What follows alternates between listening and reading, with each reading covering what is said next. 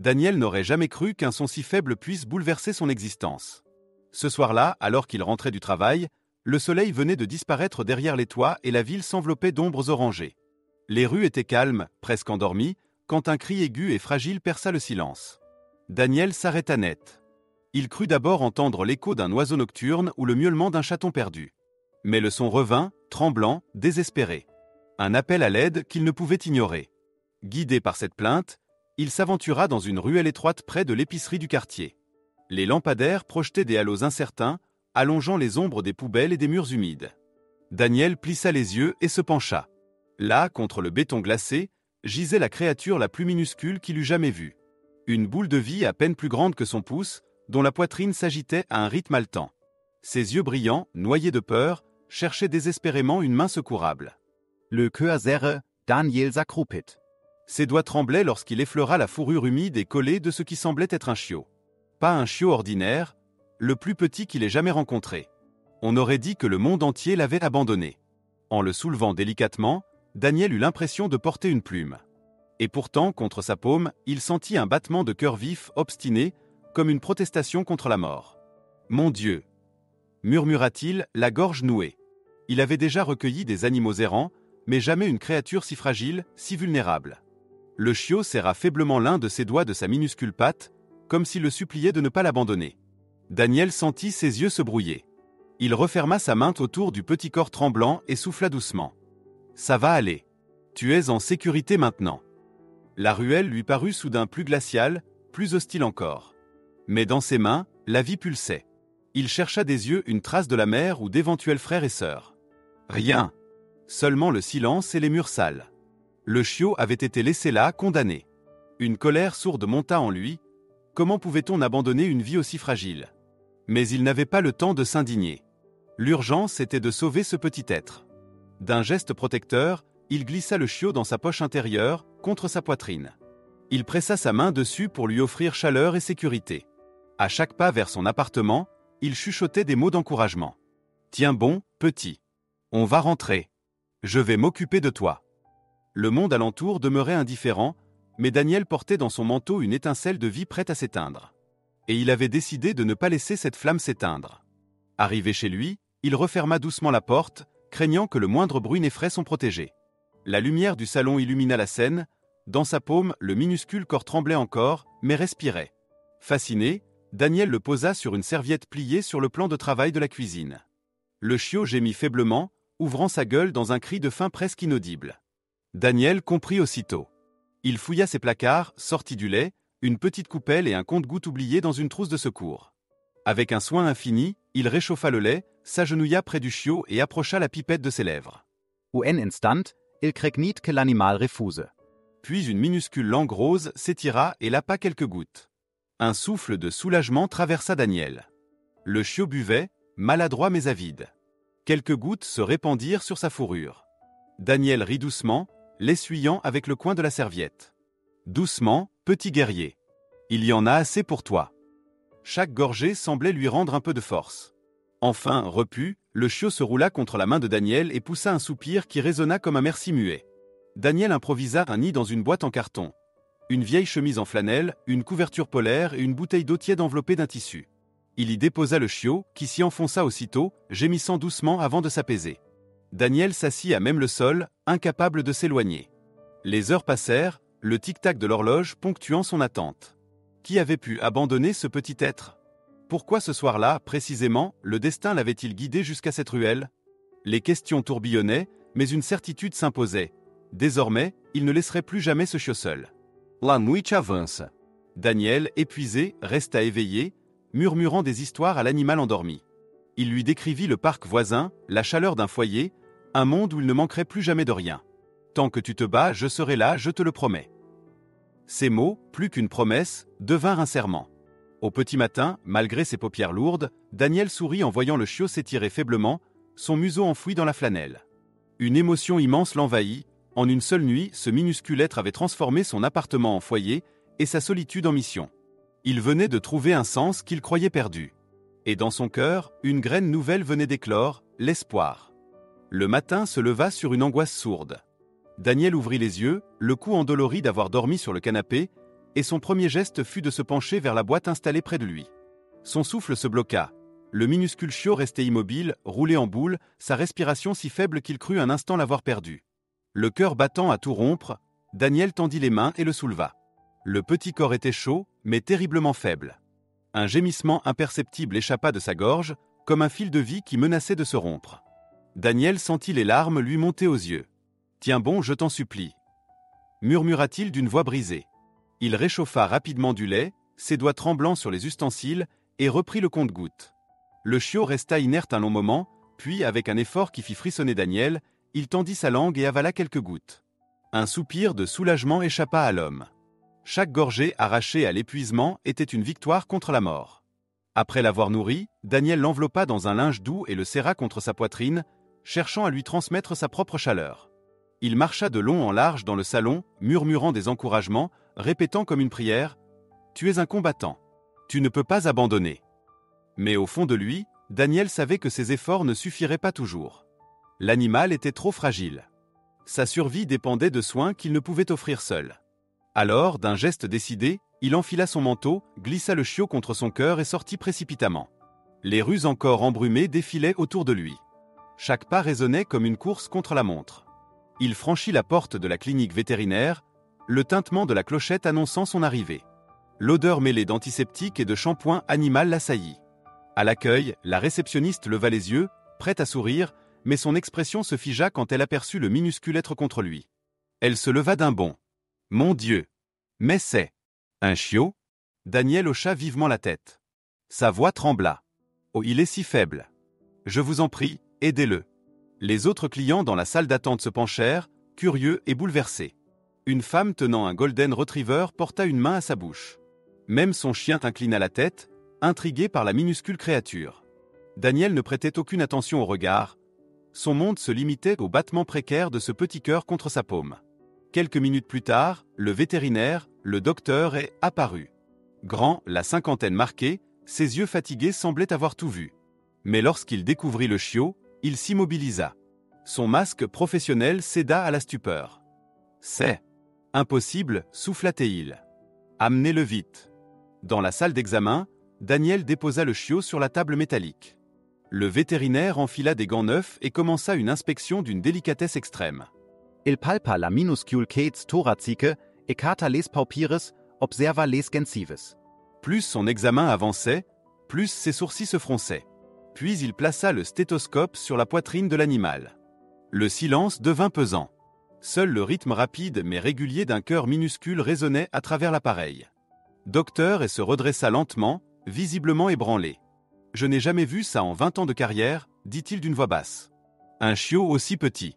Il n'aurait jamais dû survivre plus de quelques heures après sa naissance. Et pourtant, le chiot, comme pour répondre, remua faiblement une patte, touchant le doigt ganté du vétérinaire. Un murmure parcourut la pièce. La réceptionniste, restée près de la porte, porta une main tremblante à ses lèvres. « On dirait qu'il supplie qu'on ne l'abandonne pas, dit-elle émue. Daniel sentit es a gorge es e serra. Il posa sa main sur la table, tout près de la petite boule de vie. Les yeux brillants, il souffla. « Il veut vivre. » Le vétérinaire retira ses gants, le regard brillant d'émotion. « Alors nous allons nous battre à ses côtés, Daniel. Si cette petite créature nous demande une chance, la moindre chose que nous puissions faire, c'est de la lui donner. » Il installa une lampe chauffante, examina encore une fois le corps fragile, puis secoua la tête, mi-fasciné, mi-ému. « C'est un miracle, dit-il finalement. Ce chiot défie toutes les lois de la nature. Sa volonté de vivre est plus forte que son corps. » Daniel, les yeux pleins de larmes, reprit doucement le chiot entre ses mains. Le contact de cette patte minuscule contre son doigt lui sembla plus puissant que n'importe quel serment. « Alors je vous le promets, murmura-t-il, je ne l'abandonnerai pas. Pas tant qu'il se battra. » Dans ce cabinet silencieux, l'homme, le vétérinaire et ce chiot à peine vivant concluaient un pacte muet. Tant qu'il garderait cette flamme, il resterait à ses côtés. Daniel comprit qu'il n'avait pas seulement trouvé un animal en détresse.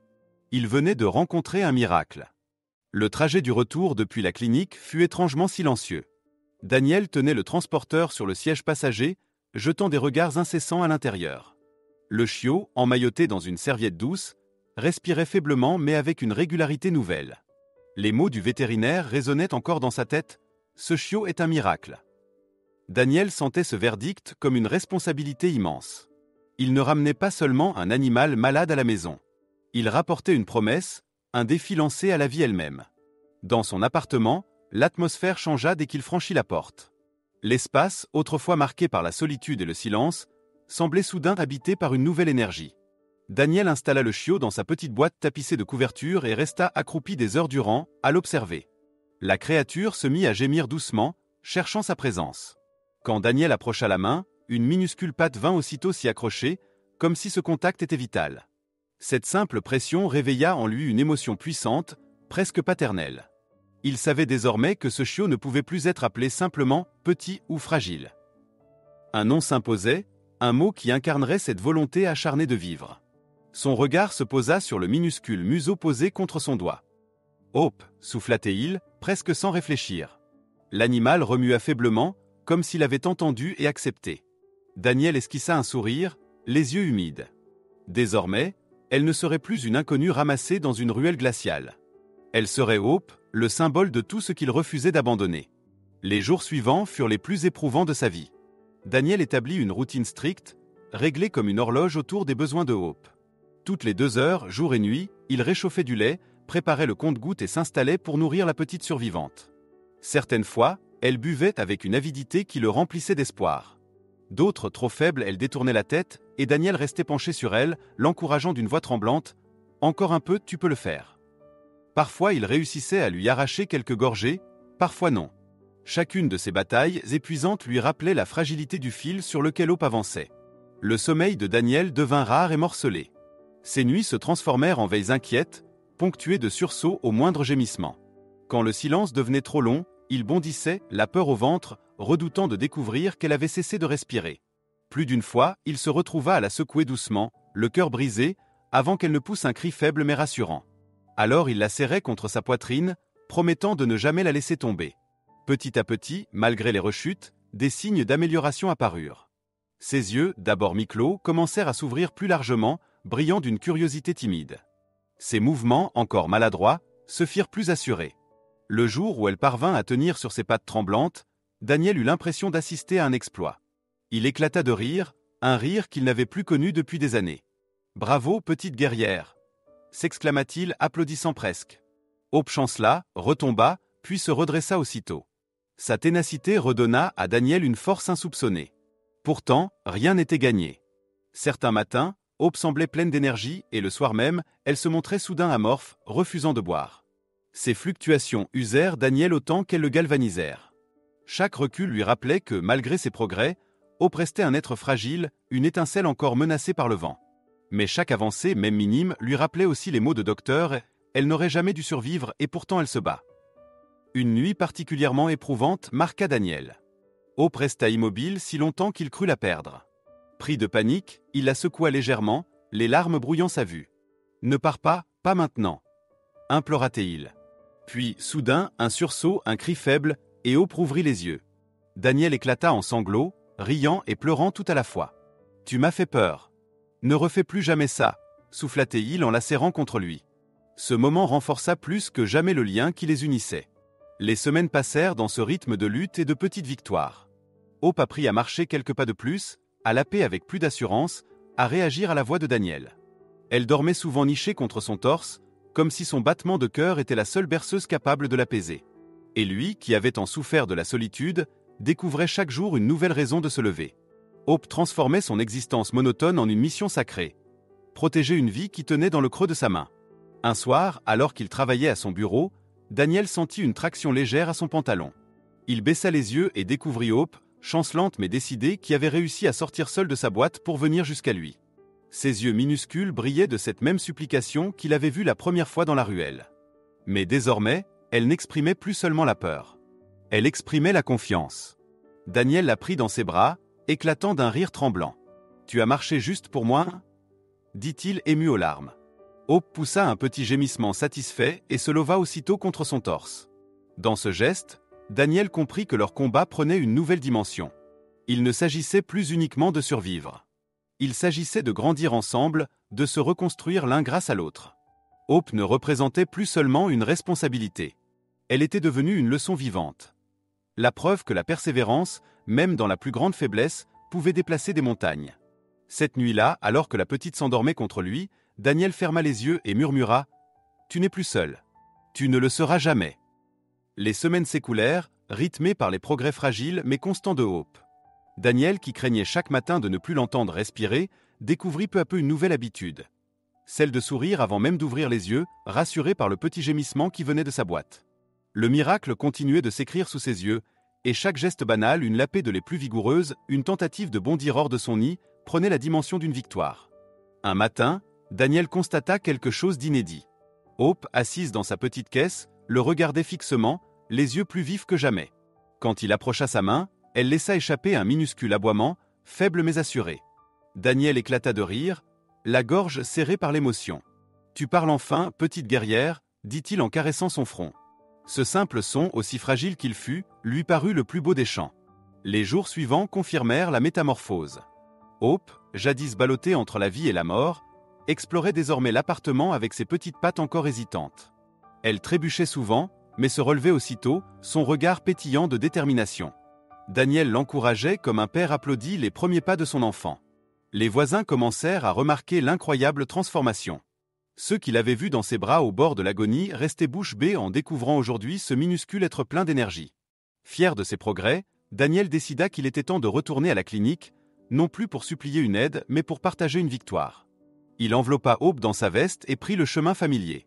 Dès qu'il entra, la réceptionniste leva les yeux et poussa un cri de surprise. « Mais, c'est le même chiot » s'exclama-t-elle, la main sur la bouche.